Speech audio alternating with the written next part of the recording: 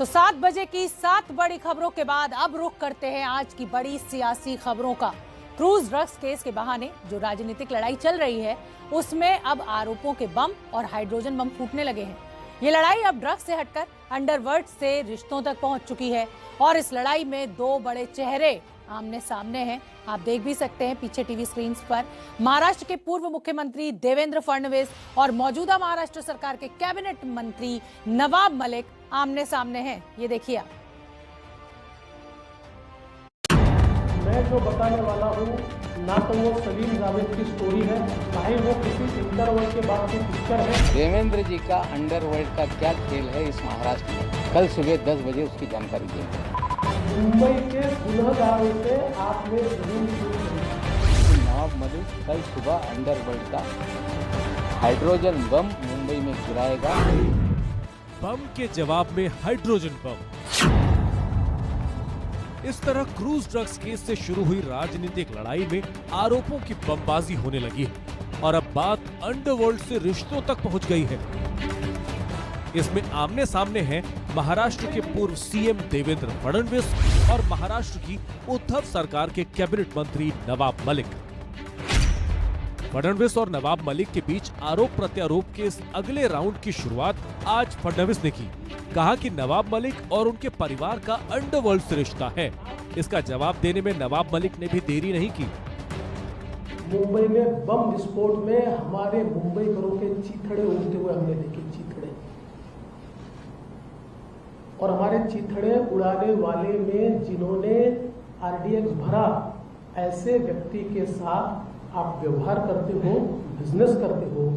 मुंबई के गुनहगारों से आपने जमीन क्यों खरीदी? और किसी भी तरह से कोई अंडरवर्ल्ड के दबाव में या किसी बम ब्लास्ट के आरोपी से ये प्रॉपर्टी हमने खरीदी नहीं। ये पूरी तरह से हम किराएदार थे और ये सच्चाई को देवेंद्र जी ने राई का पर्वत बनाने की कोशिश की। फडणवीस ने नवाब मलिक के परिवार की जमीन डील की जांच की मांग की तो नवाब मलिक ने भी ऐलान कर दिया कि कल सुबह वो फडणवीस के अंडरवर्ल्ड से रिश्तों पर खुलासा करेंगे। ऐसी कुल मिलाकर मुझे 5 प्रॉपर्टीज छपड़ी है, जिनमें से 4 में तो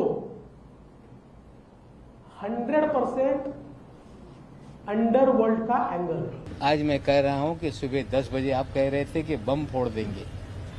ये बम नहीं है, आपने आडंबर खड़ा किया।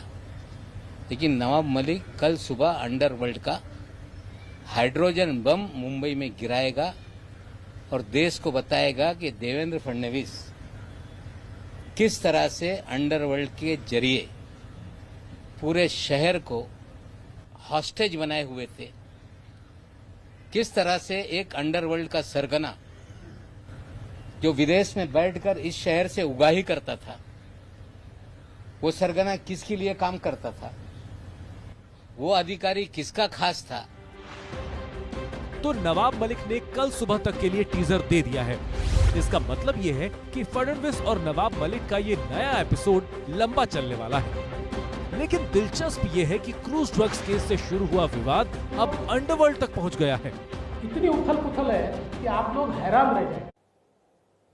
फडणवीस ने नवाब मलिक परिवार पर अंडरवर्ल्ड से जमीन की डीलिंग का आरोप लगाया है। जिस जमीन का जिक्र किया जा रहा है वहीं पहुंचे एबीपी न्यूज संवाददाता मृत्युंजय सिंह और नवाब मलिक के बेटे फराज मलिक से सीधी बातचीत की। सुनिए क्या कहते हैं फराज मलिक इस जमीन की डील को लेकर। मुंबई के कुर्ला इलाके में ये वो जगह है जो आप ये किनारे आप बहुत सारी जमीनें देख रहे हैं। आपको चौल के कुछ रूम नजर आएंगे और साथ ही साथ दाहिनी तरफ आपको खुली जगह और बिल्डिंग भी नजर आएगी। ये जो तमाम जगह है, इसी को लेकर दावा किया गया है कि कौड़ियों की कीमत पर नवाब मलिक ने उन लोगों से खरीदा जिनका रोल 92 ब्लास्ट में आया। हमारे साथ फराज हैं, उनसे बात करते हैं। नवाब मलिक के बेटे हैं। सर, सबसे पहले तो आपसे समझना चाहेंगे, जरा इस जगह के बारे में पहले आप बता दीजिए जिसके बारे में देवेंद्र फडणवीस ने दावा किया। हम खड़े हैं, उसका नाम गोवाला कंपाउंड है।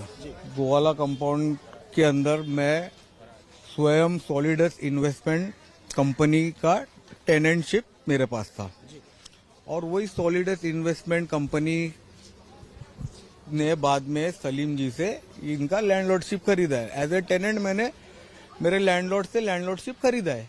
ये प्रॉपर्टी ये किस साल की बात है जब आपने जमीन खरीदी और कितनी जमीन खरीदी? 2005 में सब अभी कागज में लिखा हुआ है, वो तो देवेंद्र जी ने ऑनलाइन दिया ही है, आप लोग सब चेक कर सकते हैं।